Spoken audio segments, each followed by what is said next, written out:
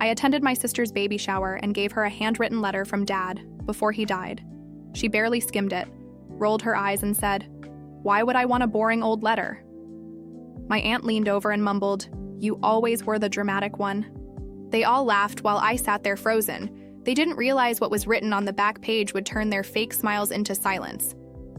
"I don't get why you keep making such a big deal out of everything," Avery said, her fingers rubbing over her swollen belly as she sat behind a wall of pastel-colored gift bags. "It's Dad's final letter," I said, trying not to raise my voice. "He wrote it for you before he died. Don't you think that means something?" She sighed dramatically. "It's just a letter. What am I supposed to cry and read it in front of everyone like it's some kind of movie moment?" Aunt Harper leaned over, sipping from her third mimosa, and said with a snort, "You always were the dramatic one, Nadia." Everyone laughed I didn't, because I knew what was on the back of that letter, and they were about to find out. I'm Nadia. I'm 43 years old, live in Bosezeman, Montana, and if I'm being honest, I've always felt like the outsider in my family. It's not that I'm estranged or that I had some huge falling out with anyone. It's more subtle than that, like I was the one everyone tolerated rather than included. My younger sister, Avery, she's 40 now, was always the favorite, not just my mom's favorite, but somehow the favorite of everyone, even Dad. Though he'd never say it out loud, she had this way of being effortlessly charming when she wanted to be, and viciously cold when she didn't get her way. We grew up in the same house, but it often felt like we were living in different worlds. After our parents divorced, Avery stayed with Mom most of the time. I chose to spend more time with Dad. He was the quiet, thoughtful kind of man who kept his pain in his bones and never let it show. When he was diagnosed with pancreatic cancer, it was already late. Too late, he declined quickly, almost like he didn't want to linger. But even in those last weeks, he was thinking ahead. He wrote letters, one for me, one for Avery. I read mine 3 days after the funeral, alone sitting in the same recliner where he used to watch late-night westerns. It was simple but beautiful. He told me he was proud of the woman I'd become, that he wished we'd had more time, and that he hoped I'd live with fewer regrets than he. He ended it with, "Don't let truth go to the grave, even if it's hard to carry, especially then." At the time, I didn't know what he meant, but I kept Avery's letter, assuming she'd want it when she was ready. Weeks passed, then months. Nothing. I offered once gently, and she brushed it off like I was handing her junk mail, so I held on to it, and then came the baby shower. She was 6 months along, glowing in that curated Instagram-ready kind of way. The shower was held at this cute little venue near downtown Missoula, one of those renovated barn-style halls with white brick walls and string lights hanging from the ceiling. There were over 40 people there. Extended family friends, even Mom's bridge partner. Everyone was giddy and overdressed, nibbling on cupcakes shaped like rattles. I wrapped the letter in tissue paper and placed it in a small blue box. On top of it, I added a little stuffed bunny Dad had given me when I was 5. I thought it might be a gentle way. In a reminder that not everything from the past was so heavy. When it came time for gift opening, Avery tore through packages like a kid on Christmas morning, cute onesies, diaper bundles, high-end swaddles, and then she got to mine. She opened the box, pulled out the bunny, and smiled for a moment, just a flicker. Then she saw the letter. The smile disappeared. She held it up, read the handwriting on the front, and groaned, "Why would I want a boring old letter?" She said. The room chuckled. Harper, never one to pass on a cheap jab, leaned in and added, "You always were the dramatic one." The laughter that followed wasn't cruel exactly, but it felt like a slap. I just sat there frozen, my heart racing, not from embarrassment, but from the weight of what I knew. Because I'd broken a promise a week before the shower, I opened the letter. I know I shouldn't have. I told myself I only wanted to make sure it was really something she'd wanted. Desperate rationalization. But once I started reading, I couldn't stop. Started tender, like my dad talking about how he remembered the day she was born, how fiercely he loved her, even when he couldn't understand her, how he always wished they had been closer. Then it changed. He admitted something he had never said to either of us. Not in words, not even hinted at. He had another daughter. Her name was Nora. She was born during a short separation from Mom back when Dad was working up in Spokane for a few months.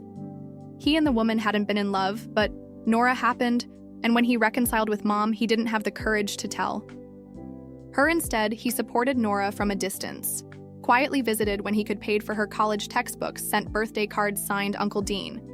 He said Nora had his eyes, that she looked a little like me, that she reminded him of the parts of himself he was proud of, and most of all, he said that Avery might never forgive him, but he hoped someday she'd be willing to meet Nora family. "Isn't blood," he wrote. "It's who shows up, who chooses to stay." It took everything in me not to scream that. Across the room, the moment she rolled her eyes, they all laughed, they all mocked, and they had no idea their perfect image of Dad was about to crack.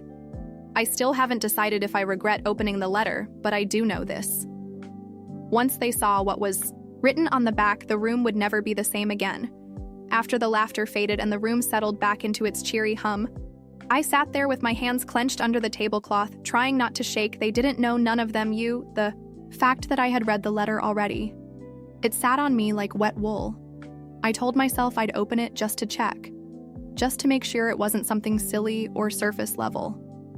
But the second I saw Dad's handwriting begin to shift into something deeper, more confessional, I couldn't stop reading. I told myself Avery didn't care about it anyway. She'd left it unopened for nearly a year. What did it matter if I peeked? But it did matter, and now sitting in that too warm hall surrounded by giggling women, balancing sparkling cider and champagne floods, I realized I was the only one in the room carrying the weight of the truth. I stood up slowly. No one noticed at first. Avery had moved on to opening a diaper subscription card from some co-worker, faking delight, like it was the best gift of the day.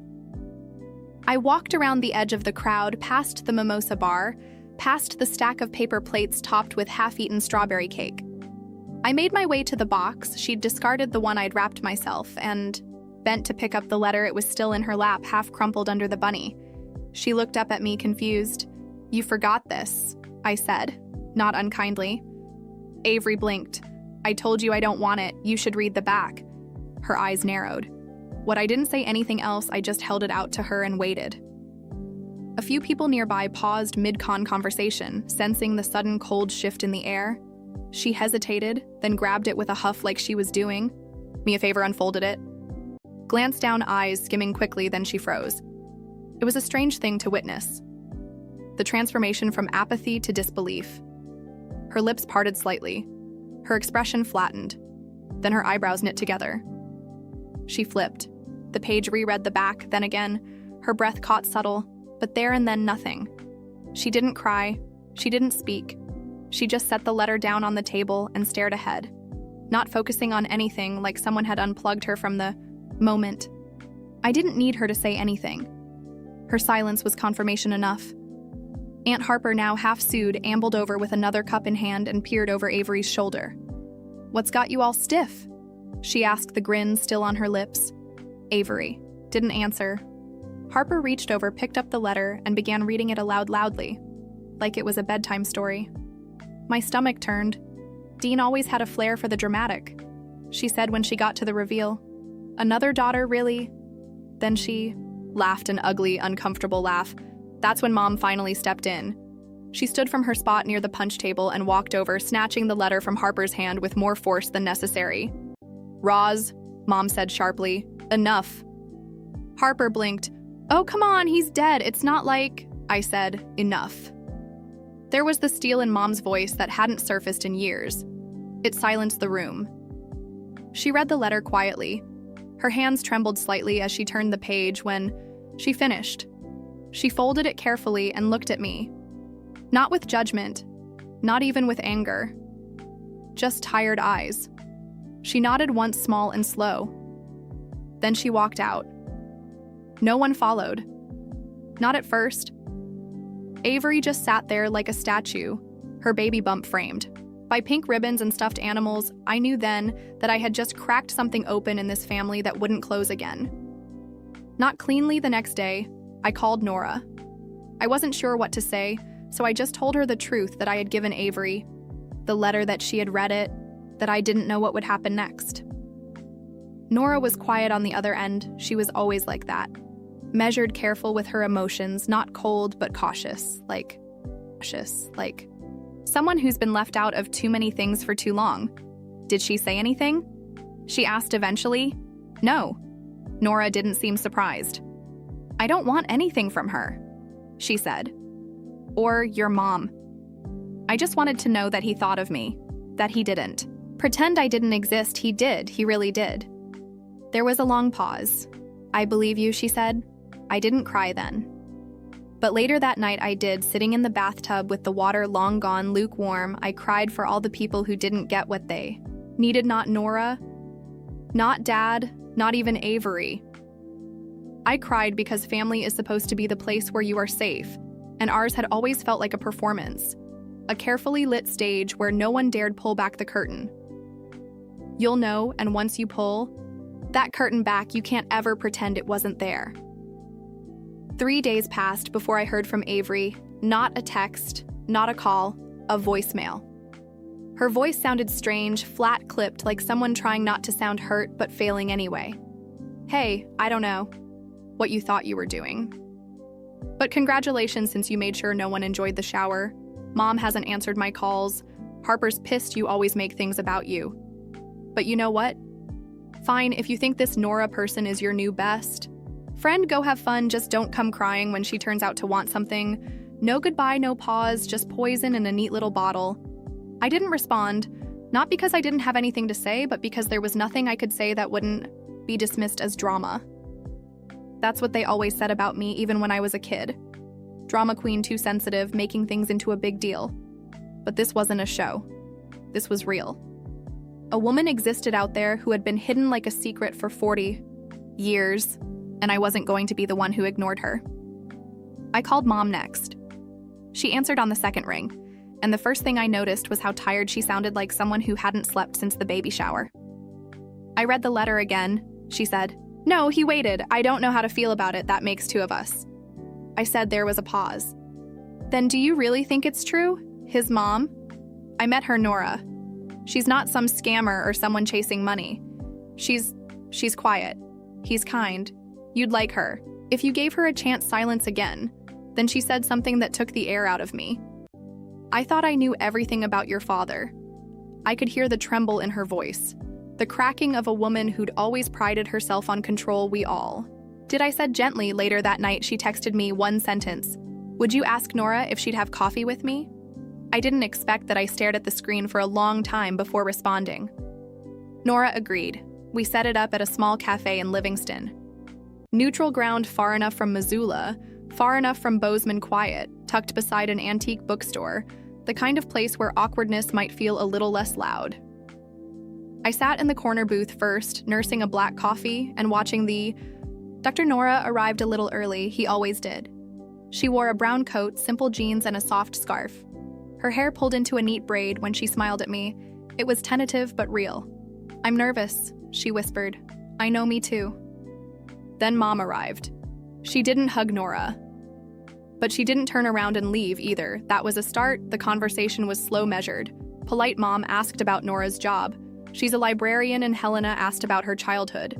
Nora didn't share much, but what she did say was thoughtful, as if she didn't want to make anyone uncomfortable. Even now, sitting across from the woman who unknowingly shared a husband with her mother, she was still trying not to take up too much space when it came time to leave. Mom stood up and looked Nora square in the eyes. You look like him, she said softly. Nora smiled. Thank you, that was it. No big tears, no reconciliation, just a breadcrumb on a trail that might someday become a road. Meanwhile, things with Avery were unraveling. She started posting vague things online, those passive-aggressive Instagram captions like, boundaries are healthy even with family, or don't invite snakes to your baby shower. People reached out to me asking if I was okay, what happened, what the drama was. I didn't answer them. What could I say? The part that stung the most wasn't that she was angry. It was that she was twisting the narrative that I had somehow ruined her day, her moment, as if Dad hadn't tried to give her something meaningful, and she threw it aside as if I had invented the whole thing. But the worst part, she started telling people that Nora probably forged the letter. I found out through a mutual cousin who texted me late one night, confused and concerned. She said it was fake. The message read that you and this woman cooked it up to what? Get attention, get in the will. There was no will. Dad had left us modest savings, but nothing worth fighting over, no secret. Inheritance? Just the truth? And apparently that was more dangerous than any pile of money could have been. I called Marlena that night straight to voicemail. So I did something I never thought I would. I wrote her a letter, just like Dad did, not angry, Not confrontational. Just honest. I told her how much it hurt to see her dismiss something so personal. How lonely it felt to carry the truth and be treated like a traitor for it. I told her I wasn't replacing her with Nora, that there was enough room in my heart for both of them. And then I wrote one final sentence. If the roles were reversed and someone had hidden a sibling from you for 4 decades, would you really want me to keep it a secret? I mailed it the next morning. No response. But I needed to send it, not for her, for me. Nora and I grew closer in the weeks that followed. We'd meet for coffee or call each other late at night, often talking about nothing at all. Just building a connection from the ground up, he told me about.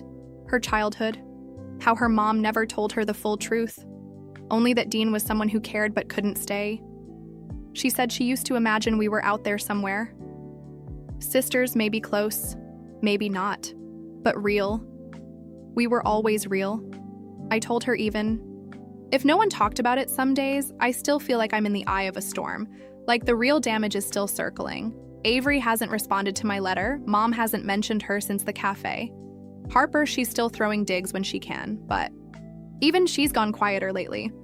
No one knows how to talk about what happened, so instead, they just don't. But I do, because once truth is spoken aloud, it echoes.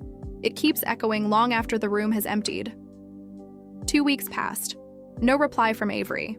Not even a text, but I could see the signs she was still paying attention. A story she reposted that suspiciously aligned with what I had written in my letter.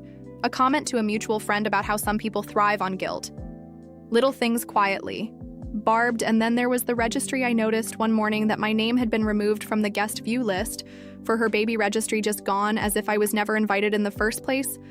No one said anything directly. Of course, that's not how my family works. Passive silence implied exclusion. That's how they communicate when the message is ugly. Mom, for her part, stayed neutral or tried to. She still hadn't told Avery she'd met Nora.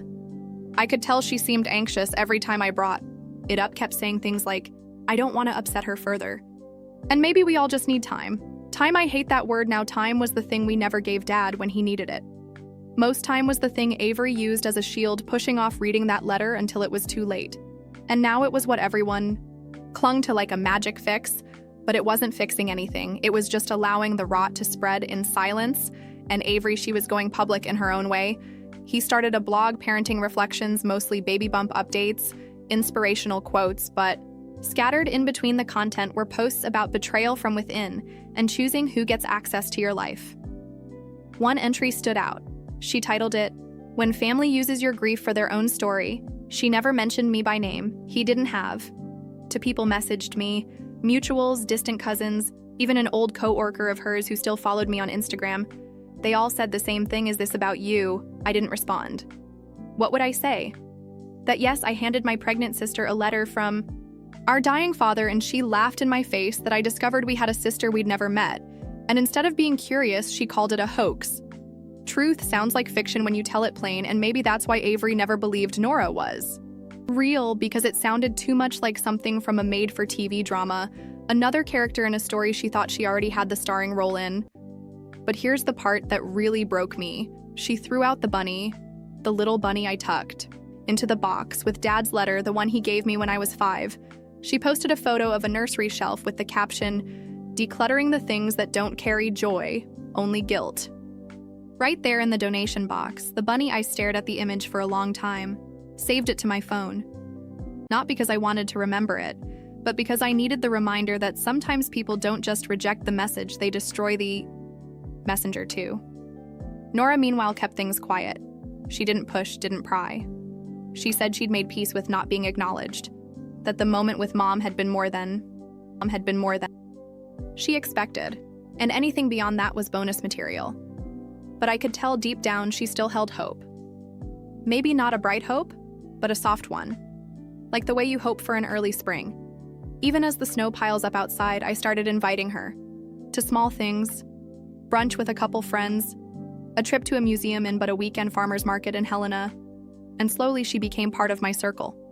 Not my replacement sister, just Elise, her own shape, her own story.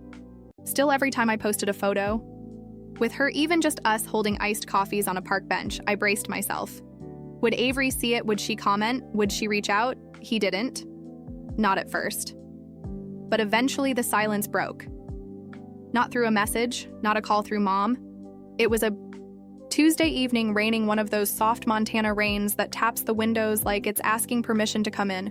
I was in the kitchen making soup when Mom called. She knows, she said without preamble toes, with that I met Nora, that we had coffee. I stopped stirring. She found the receipt in my purse. I guess she thought I was hiding something, which I was. What did she say? She was furious. I waited. She accused me of choosing you over her, said I betrayed her by even entertaining the idea that Nora was real, that Dad had made up for his sins by dying, and that dragging everything up now was cruel. And what did you say? Mom was quiet. Then she said something that startled me. I told her it wasn't about Dad anymore. It was about us, about whether we're going to keep pretending things never happened or finally face them. She didn't answer. She left. I leaned against the counter, closed my eyes, took a breath, and then I asked. She hasn't called since that was 5 days ago.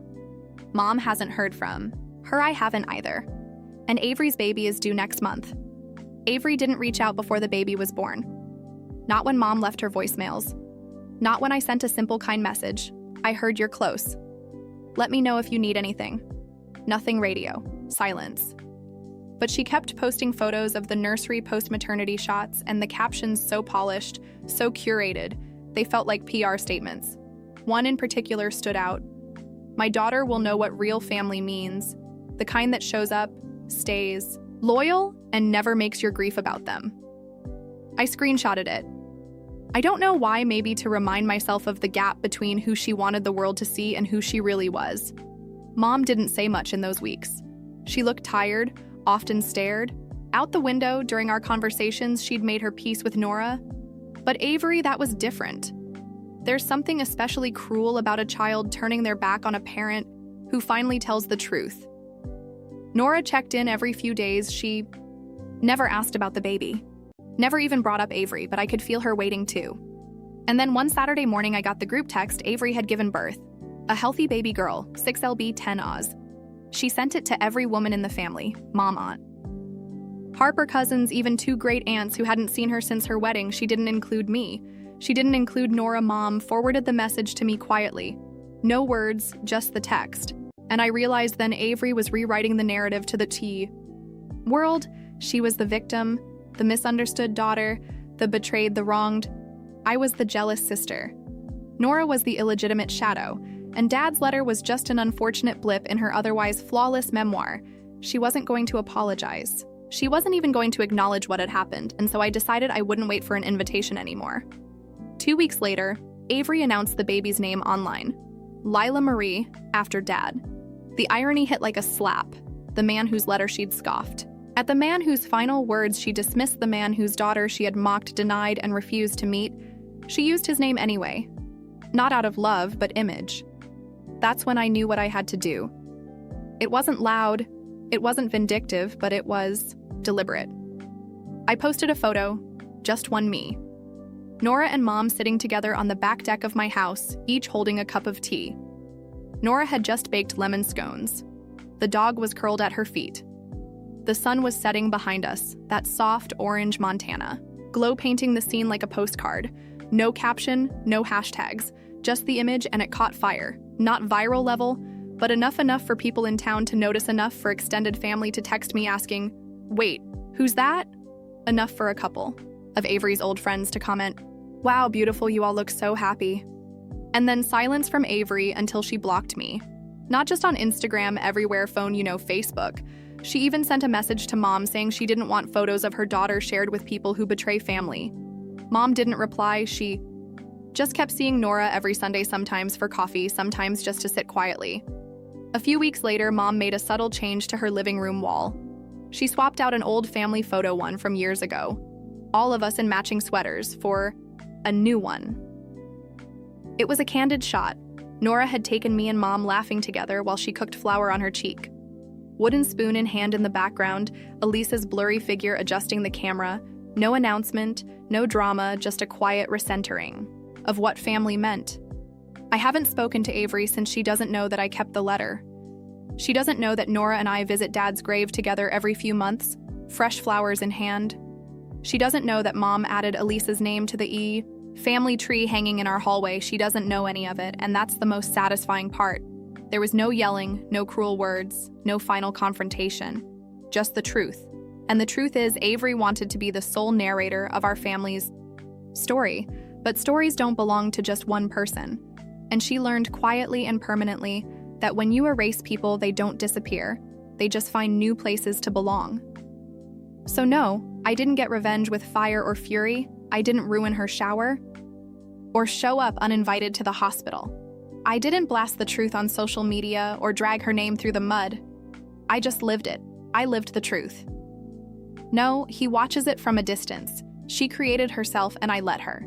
Because sometimes the sweetest revenge isn't making someone hurt.